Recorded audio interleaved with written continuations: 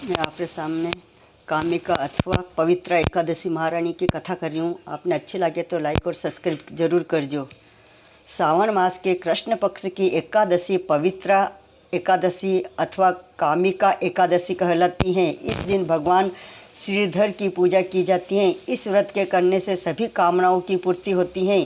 इसी से इसे कामिका एकादशी कहा गया है। इसके करने से ब्रह्म हत्या तक का दोष निवारण हो जाता है। वास्तव में यह बहुत पवित्र और पुण्यदायी व्रत है जो हर प्रकार के पापों से मुक्ति दिलाने में समर्थ है। धर्मराज युधिष्ठिर ने कहा, हे माधव, आषाढ़ मास के शुक्ल पक्ष की देवशयनी एकादशी तथा चातुर्मास्य व्रत महत्म मैंने भली प्रकार सुना और समझा। अब कृपा करके श्रावण मास के कृष्ण पक्ष की एकादशी के बारे में बतलाइए। श्री कृष्ण भगवान कहने लगे, हे युधिष्ठिर, इस एकादशी की कथा को एक समय ब्रह्मा जी ने नारद जी से कहा था। यही मैं तुमसे कहता हूँ। नारद जी ने ब्रह्मा जी से पूछा था कि हे पितामह, श्रावण मास के कृष्ण पक्ष की एकादशी का क्या नाम है और क्या विधि है और उसका महत्व क्या है, यह जानने की मेरी बड़ी इच्छा है।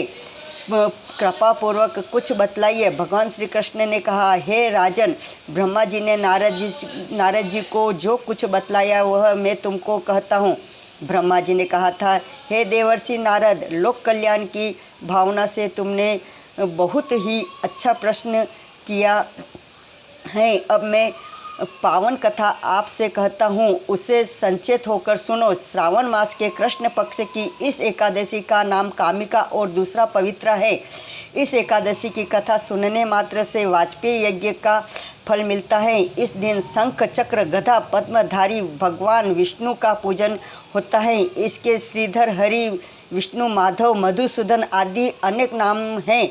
उनकी पूजा का फल सुनो। गंगा, काशी, नेमिशरणाय, पुष्कर और सूर्य व चंद्र ग्रहण पर कुरुक्षेत्र में स्नान करने से, समुद्र और वन सहित पृथ्वी का दान करने से, सिंह राशि में बृहस्पति में, गोदावरी और गंडकी नदी में स्नान करने से जो फल प्राप्त नहीं होता वह विष्णु भगवान के पूजन से मिल जाता है। जो मनुष्य श्रावण मास में भगवान का पूजन करते हैं वे देवताओं, गंधर्वों और सूर्य आदि सभी की पूजा कर लेते हैं। हे नारद, भीषण पापों के कीचड़ में फंसे हुए और संसार रूपी समुद्र में डूबे हुए मनुष्य के लिए कामिका एकादशी का व्रत ही उद्धार करने वाला है। इससे बढ़कर पापनाशक अन्य कोई उपाय नहीं है।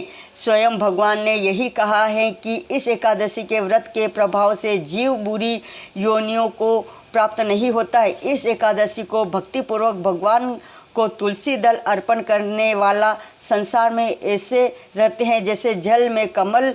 इस व्रत के प्रभाव से अंतिम समय में मनुष्य यमराज की यातना तथा नरक के दर्शन नहीं करता और सीधा स्वर्गलोक को जाता है। विष्णु भगवान यत्न, मोती, मणि तथा आभूषण आदि से उतने प्रसन्न नहीं होते हैं जितने तुलसी दल अर्पण का फल 4 भार चांदी और स्वर्ण दान के बराबर है। ब्रह्मा जी के आगे कहा, भगवान की अति प्रिय तुलसी को मैं भी सदैव नमस्कार करता हूँ।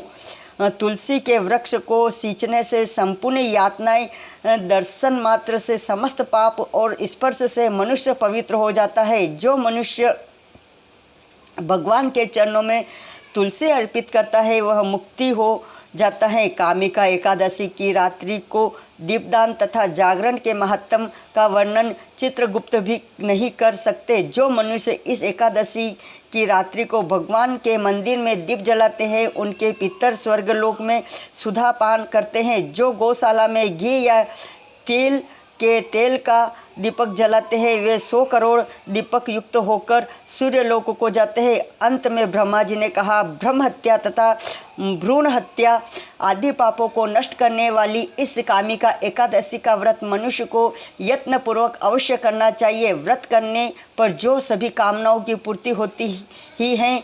इस कामिका एकादशी के महत्व को श्रद्धापूर्वक पढ़ने या सुनने वाले के भी समस्त पाप नष्ट होकर उसे विष्णु लोक की प्राप्ति होती है। श्री कामिका एकादशी महारानी माता की जय हो। 11 माता की जय हो।